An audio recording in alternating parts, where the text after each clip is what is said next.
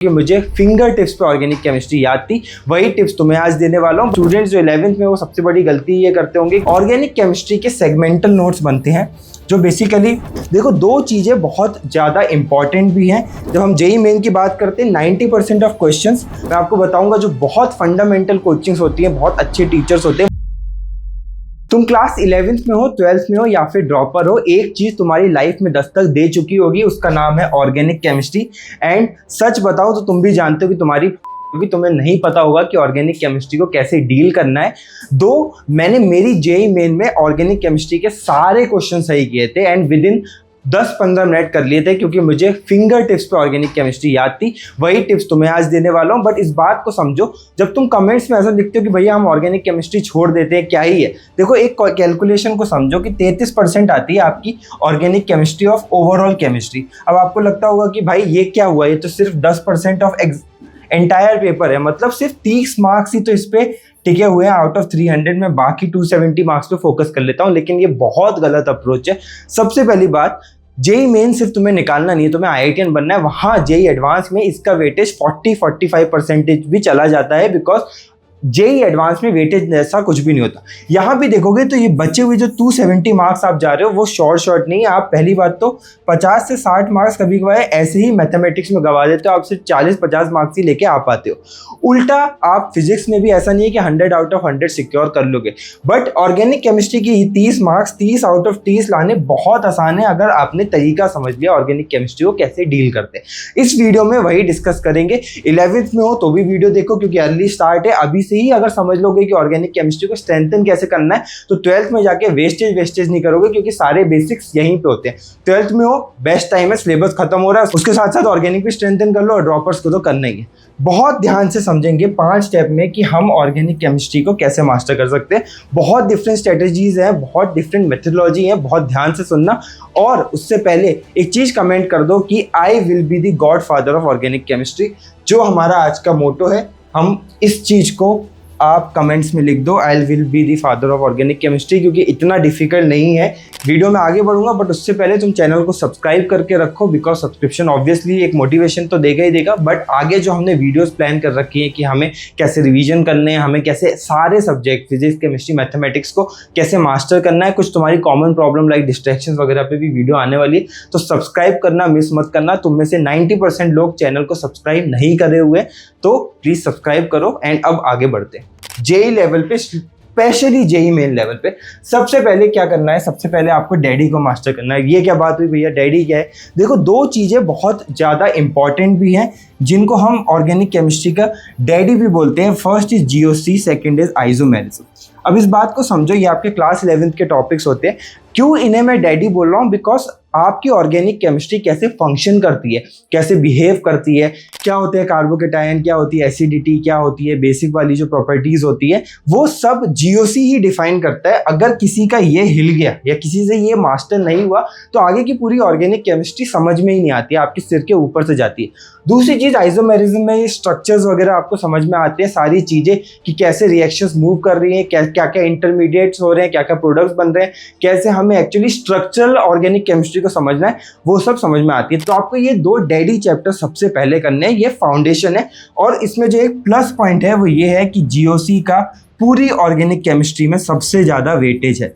तो वैसे भी इसको करना ही है, बट स्टूडेंट्स जो 11th में वो सबसे बड़ी गलती ये करते होंगे कि वो जीओसी को कभी अच्छे से डील ही नहीं करते हैं। पहली बात क्या है, स्टैंड अलोन जीओसी के क्वेश्चंस हो जाते हैं, तो आपको लगता है कि मैंने इसको मास्टर कर लिया, बट ऐसा नहीं होता है, ये मास्टर नहीं होती है। और अगर समय हो तो एक चीज़ जरूर ध्यान रखना कि इसको हमें वन शॉट से ना करना पड़े तो ज़्यादा बढ़िया है। फुल लेंथ लेक्चर्स देखो आप इस चीज़ के, क्योंकि ये फाउंडेशन है। आगे की कुछ चीज़ समय के तकाजे की वजह से अगर वन शॉट से देख भी रहे हो तो कोई बात नहीं, सब कनेक्ट हो जाएगा। बट ये जो ऑर्गेनिक केमिस्ट्री के आपकी जेईई के सिलेबस का डैडी है, आपको उसको कवर करना ही पड़ेगा। देन जो नेक्स्ट पॉइंट है that is skeleton of organic chemistry, वो है बेसिकली आपका रिएक्शन मैकेनिज्म। आपको इस बात को समझना पड़ेगा कि बहुत सारी कोचिंग में ऑर्गेनिक केमिस्ट्री को रिएक्शन मैकेनिज्म्स के थ्रू नहीं पढ़ाया जाता है, इसलिए वो बहुत ज़्यादा डिफिकल्ट लगती है।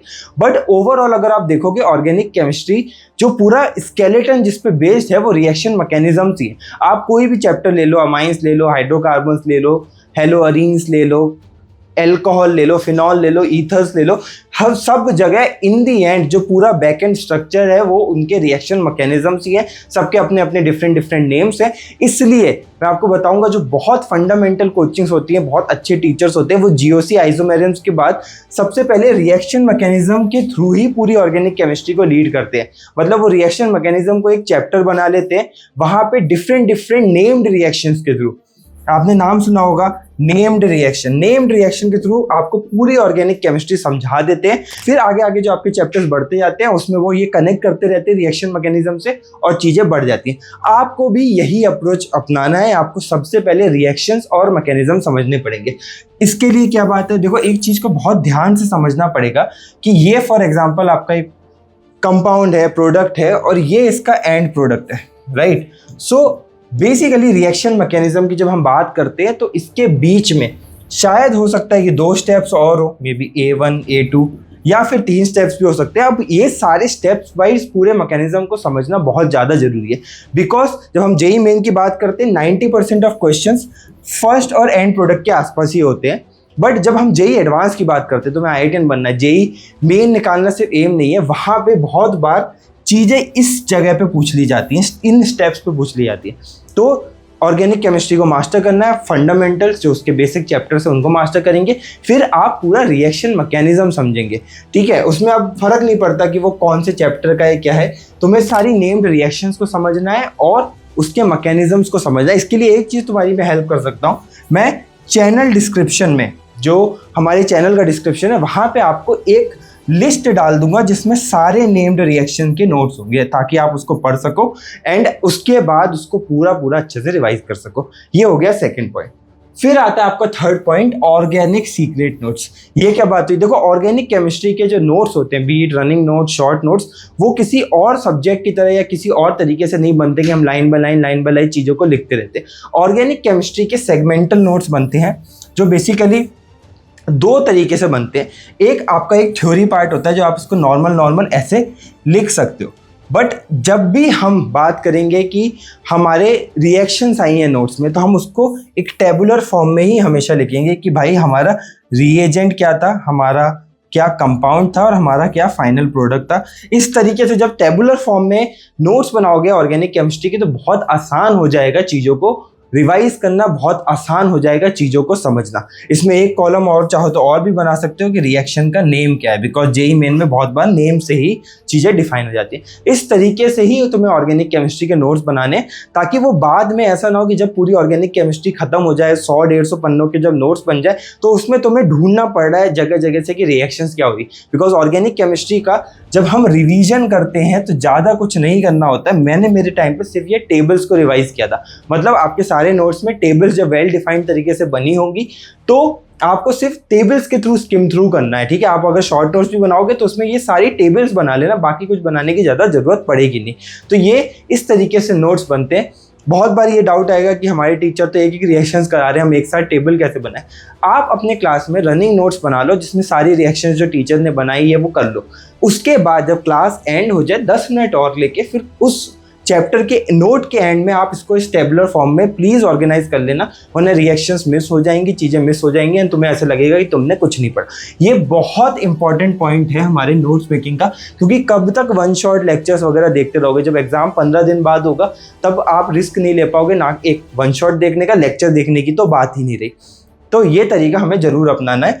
एंड जो सेकंड चीज़ हमें ज़रूर करनी है वो है हमें शॉर्ट नोट्स ज़रूर बनाने हैं, ठीक है। शॉर्ट नोट्स में मैं मेजरली आपको बता रहा हूँ, नेम्ड रिएक्शंस होनी चाहिए, आपको जीओसी के शॉर्ट नोट्स होने ही चाहिए, एंड आपके साथ ही साथ जो चैप्टर्स हैं लाइक बायोमोलिक्यूल्स वगैरह उसके नोट्स भी होने चाहिए, क्योंकि फ्री के मार्क्स आपको मिल जाते हैं। नेक्स्ट अब स्टेप जो है हमारा वो है प्रैक्टिस एंड वेटेज, कि हमें प्रैक्टिस कहाँ से करनी है और वेटेज क्या है। देखो वेटेज की मैं आपको बात करूँ तो जीओसी का वेटेज सबसे ज़्यादा है, फिर वेटेज आता है हाइड्रोकार्बन्स का, फिर वेटेज आता है एल्कोहल, फिनॉल, ईथर, ये सारे जो चैप्टर्स हैं, उसके बाद बाकी चैप्टर्स का सबका वेटेज आता है। अगर आप 12th में हो, ड्रॉपर हो, तो इस वेटेज के अकॉर्डिंग भी प्रैक्टिस कर सकते हो। दूसरी चीज़ है कि प्रैक्टिस कैसे करनी है। देखो ऑर्गेनिक केमिस्ट्री बहुत बड़ी है, तो अगर हम इसको डिवाइड करें कि जेई मेन के लिए क्या करना है और जेई एडवांस के लिए क्या करना है। जेई मेन के लिए मैं हमेशा रेकमेंड करूंगा कि आप सिर्फ मॉड्यूल और पीवाईक्यू कर लें, इसके आगे का स्कोप इसमें है नहीं, क्योंकि क्वेश्चंस बहुत आसान आते हैं। एंड पीवाईक्यू में आपको ऑर्गेनिक केमिस्ट्री का एक लिमिटेड स्कोप है, उसमें कुछ बहुत इनोवेशन नहीं हो सकता, क्योंकि लिमिटेड रिएक्शंस और लिमिटेड कंपाउंड्स आपके सिलेबस में है। तो पीवाईक्यू अगर 5 साल के कर लोगे तो इतने सारे पेपर आते हैं कि स्कोप आपने पीवाईक्यू से ही पूरा कवर कर लिया।